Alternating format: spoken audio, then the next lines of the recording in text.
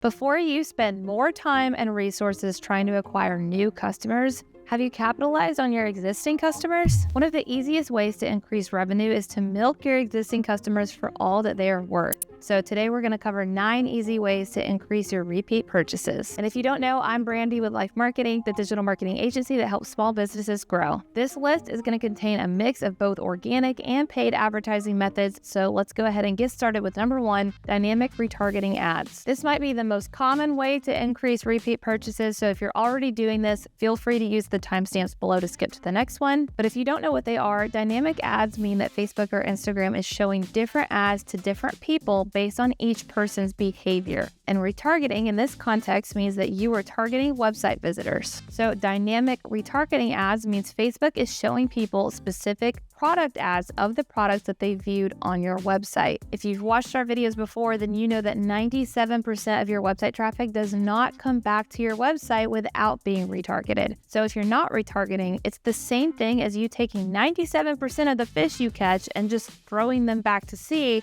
instead of putting them in your bucket. But instead of just running one blanket retargeting ad to your entire retargeting audience, you can run dynamic product ads where Facebook shows them the exact product that they were looking at on your website. This makes the repeat purchase far more likely to happen and at a lower cost, which we love. Number 2 is to give your customers ideas and reasons to buy. First of all, there is always a gift buying holiday around the corner. Valentine's Day, Easter baskets, Mother's Day, Father's Day, Teacher Appreciation Week, not to mention the obvious ones like Christmas and birthdays. In your organic content and or your paid ads, paint a picture of how your product could be gifted. For example, this local pet store made a reel talking about all the things you could get the dog moms in your life for Mother's Day. Maybe make a bundle of your products that's higher in overall price but a better value for your customers. Tell them how your products should be paired and gifted. Make it easy for them. Around Christmas time, I've seen a lot of businesses successfully market buy one, get one deals as one for you, one for a friend. Not only does this increase repeat purchases from your existing customers, but if they're gifting your product to a friend, that friend might love it so much that you start getting repeat purchases out of them too. Now, the other thing I want to point out is that this isn't just limited to holidays and gift buying. You can always give your customers new ideas or reasons to buy from you, whether it's a product that they can run out of and need to replenish, or if your product comes in other variations that they could use, etc. Make a list of all the benefits your product or service provides, and then create content that directly addresses the needs or pain points those benefits solve. This shows why buying your product again is in their best interest too,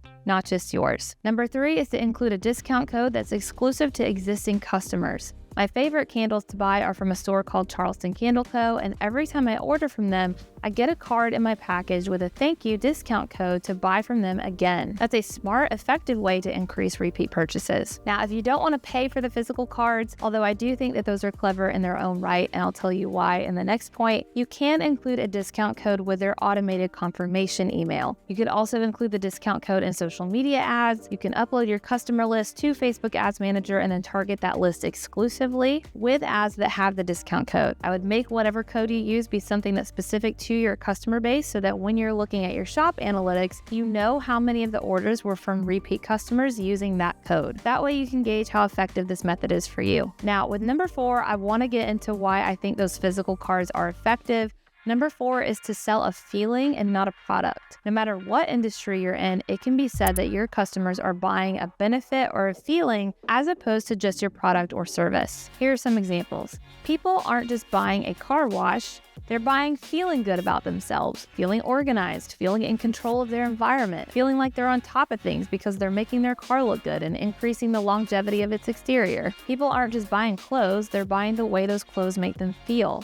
They're buying into the brand and the persona the brand represents, whether they want to feel like a classic Southern woman like Reese Witherspoon or an environmentally conscious outdoorsman. If your product or service isn't necessarily a necessity, then this is that much more important for increasing repeat purchases, because people may not be searching for an ivory floral puffer vest, but the lifestyle you're selling through beautiful photos on your Instagram makes them want one. If you continuously put out content and ads that immerse your audience into the world or feeling that you're selling, you'll get repeat purchases because your customers want to continue feeling that way. This is why stunning photos, photos and short videos are so important. If your visuals are not inspiring your audience, they're not prompting them to purchase. Number 5 is one that may seem obvious, but a lot of business owners miss the mark on it, and it's make sure existing customers know about new products. Posting about new products one time is not making sure that they know about it. You need a planned social media content calendar of photos, reels, stories, and/or ads to stay in front of your audience. Use social media countdown tools like the Instagram Stories countdown sticker to help remind your audience about new products coming out. Also, send out newsletters or texts about new product launches to your existing subscribers. They need to see and hear about your new products everywhere, and when they do, make sure you incorporate number 2 and 4 to ensure that they buy. For this next one, we just touched on this a little bit, but number 6 is to set up email drip campaigns and newsletters. Email drip campaigns, also called drip sequences, are a series of automated emails sent to people based on their behaviors or the actions that they take. For any given action, you can choose what email to send and when. These emails can be personalized with information like the contact name and specific references to the action that they took. So you set up these emails once, what they say, what they look like, etc., and then your email marketing software will send them to the correct people every time from there on out based on the conditions you set at the beginning. An email newsletter is just a one-time email blast that you manually type out and send whenever you want it sent. So if you're running a Memorial Day sale, for example,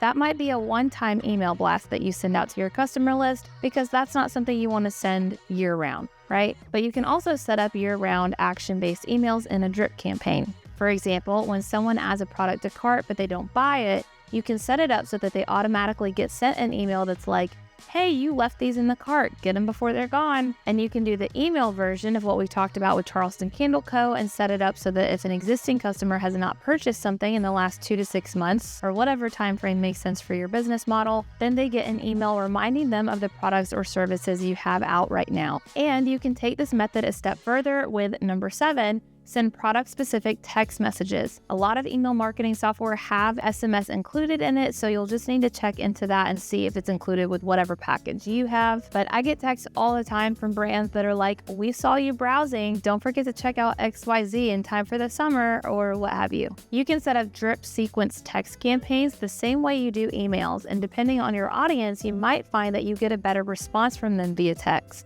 And by response, I mean conversion rate. Number 8 is to create a reward system. You can do this with a physical card or a digital card, but either way, I'm talking about the good old-fashioned loyalty program where people get a stamp or a point with every purchase, and then after so many purchases, they get something free. Starbucks does this, Chick-fil-A does this, my local coffee shop does this. You can do this. People want the freebie, and they'll have to make repeat purchases to get it. So it's a no-brainer for your business. And then lastly, number 9, simply listen to consumer feedback. If you're not getting any repeat purchases, no matter what you do to encourage them from this list, it could be that your product or service wasn't really that good the first time they purchased it. So solicit consumer feedback, pay attention to your reviews, and try to understand where you could improve. What do your customers want out of your offerings that they're not getting? Or are you promising something and under-delivering? Making sure that your product or service is the best possible option on the market of that thing is the best way to increase repeat purchases,